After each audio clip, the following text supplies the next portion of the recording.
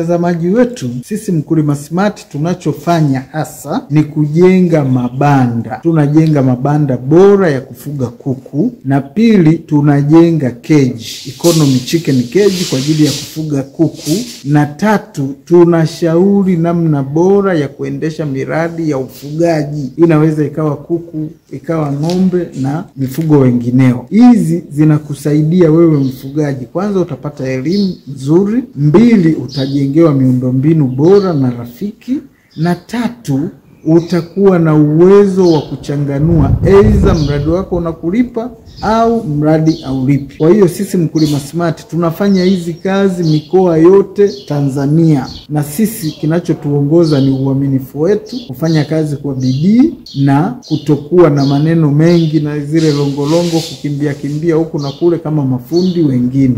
Sisi ukishatuamini ukatupa kazi, ni lazima tufanye kazi mpaka tukamilishe, ndio tuhamie kituo kingine.